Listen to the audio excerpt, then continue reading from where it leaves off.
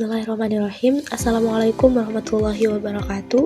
Di sini saya dari kelompok 12 bersama rekan saya yaitu Ilman yang akan menjelaskan materi tentang bisnis plan retail. Nah, apa itu yang dimaksud dengan bisnis plan retail? Nah, bisnis plan retail di sini adalah dokumen perencanaan yang berisi gambaran lengkap tentang bagaimana sebuah bisnis retail itu akan dijalankan, mulai dari konsep usaha, produk yang dijual, strategi pemasaran, operasional toko, hingga proyeksi keuangan. Dengan kata lain, bisnis plan retail itu merupakan peta jalan bagi pemilik usaha untuk memastikan bisnis itu berjalan terarah. Jadi seperti itu. Jadi bisnis plan retail itu adalah sebuah planning atau dokumen perencanaan yang berisi tentang sebuah bisnis retail itu dijalankan. Selanjutnya yaitu manfaat bisnis plan retail. Apa saja sih manfaat dari bisnis plan retail itu? Yang pertama yaitu menjadi panduan untuk menjalankan usaha. Jadi bisnis plan retail itu bisa dijadikan sebagai panduan dalam menjalankan sebuah usaha. Yang kedua yaitu membantu mengukur peluang pasar. Nah, yang kedua ini yaitu bisa dapat mengukur peluang pasar dalam usaha tersebut. Yang ketiga yaitu memudahkan mendapatkan modal atau investor. Jadi mudah untuk mendapatkan investor dan modal dalam usaha tersebut. Yang keempat yaitu mengurangi risiko kegagalan. Yang kelima yaitu menentukan strategi pemasaran yang tepat. Yang keenam yaitu menyusun operasional secara jelas. Yang terakhir yaitu menjadi acuan untuk evaluasi bisnis. Oke, next selanjutnya yaitu komponen utama dalam bisnis plan retail itu. Apa saja sih komponen-komponen utama dalam menyusun bisnis plan retail itu? Nah, yang pertama yaitu ringkasan eksekutif. Yang kedua yaitu deskripsi usaha, business description. Yang ketiga yaitu analisis pasar, market analysis. Yang keempat yaitu analisis pesaing, competitive analysis. Yang kelima itu strategi pemasaran, marketing strategi. Yang keenam yaitu rencana operasional, operational plan. Yang ketujuh yaitu struktur organisasi dan SDM. Yang kedelapan yaitu rencana keuangan, financial plan. Yang kesembilan yaitu strategi pengembangan usaha. Nah, itu merupakan komponen utama dalam bisnis plan retail itu. Baik, kita memasuki poin pertama dalam komponen utama bisnis plan retail itu. Yang pertama yaitu ringkasan eksekutif. Nah, ringkasan eksekutif itu apa? Yaitu bagian pembuka yang memberikan gambaran paling inti dari seluruh rencana bisnis retail. Nah, biasanya apa saja isinya yang dicantumkan dalam ringkasan eksekutif ini? Yang pertama yaitu jenis bisnis retail, misalnya toko kelontong, minimarket, atau lainnya. Yang kedua yaitu produknya. Selanjutnya target pasar seperti usia, kebiasaan belanja, atau segmen pelanggan yang disasar. Selanjutnya lokasinya. Nah, alasan memilih lokasi tersebut misalnya karena letaknya strategis gitu atau lainnya. Kemudian yaitu keunggulan atau nilai lebih dibandingkan pesaing lainnya. Kemudian selanjutnya yaitu tujuan bisnis dalam jangka pendek maupun jangka panjang. Nah, itu merupakan opsional. Kemudian yang kedua yaitu deskripsi usaha. Nah, deskripsi usaha di sini apa? Yaitu bagian yang menjelaskan identitas dan gambaran keseluruhan bisnis retail yang akan dijalankan.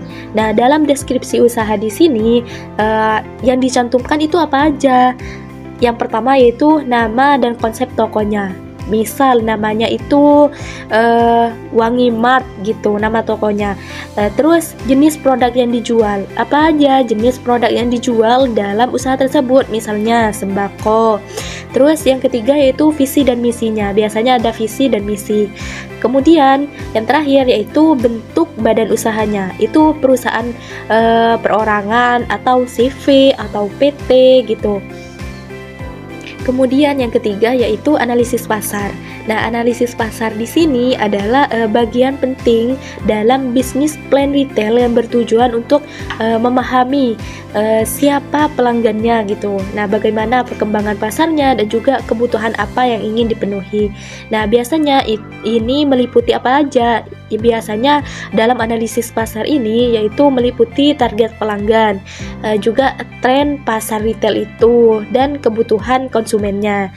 Jadi itu merupakan isi yang dicantumkan dalam analisis pasar. Baik, di sini saya mau menjelaskan mengenai poin yang keempat, yaitu analisis pesaing. Analisis pesaing biasanya itu dilakukan untuk memahami siapa saja pesaing bisnis retail Anda, bagaimana cara mereka itu menarik pelanggan, dan apa kekuatan maupun kelemahannya, dengan cara dia itu memahami pesaing bisnis dapat menyusun strategi yang lebih efektif dan menang di lingkungan pasar. Nah, analisis pesaing ini biasanya itu berisi tentang kayak pesaing langsung ataupun pesaing tidak langsung. Nah, ini itu biasanya kayak meliputi harga, terus kualitas produk, terus kayak promosi, sehingga itu bisa memberikan keunggulan dan kelemahannya. Nah, sekarang poin yang kelima, yaitu strategi pemasaran. Strategi pemasaran adalah rencana untuk menarik pelanggan, terus mempertahankan pelanggan, dan meningkatkan jumlah pelanggan. Sedangkan dalam aspek bisnis teman-teman, pemasaran itu tidak hanya terbatas dari segi proses transaksi jual beli saja, akan tetapi semua proses yang melibatkan nilai dari pelanggan. Nah, strategi pemasaran ini biasanya itu kayak dari produknya, barang yang dijualnya itu kayak bagus begitu, terus kayak price atau harga. Ini tuh biasanya meliputi dari harga kayak murah, harganya itu lebih minim, serta itu lebih murah ketimbang dari pasar-pasar sebelumnya yang lain. Nah, terus yang ketiga yaitu dari promosinya. Promosinya itu biasanya meliputi dari kayak media sosial, terus kayak Instastory begitu. Nah, terus biasanya itu kayak diberikan banyak diskon, entah itu dari kayak promo khusus besar-besaran begitu. Nah, sekarang yaitu poin yang keenam, yaitu rencana operasional. Jadi, rencana operasional ini menjelaskan bagaimana toko retail akan berjalan sehari-hari, mulai dari jam buka, terus alur kerja, hingga cara mengelola stoknya. Bagian ini itu penting teman-teman, agar bisnis yang dioperasinya itu berjalan dengan efisien dan konsisten.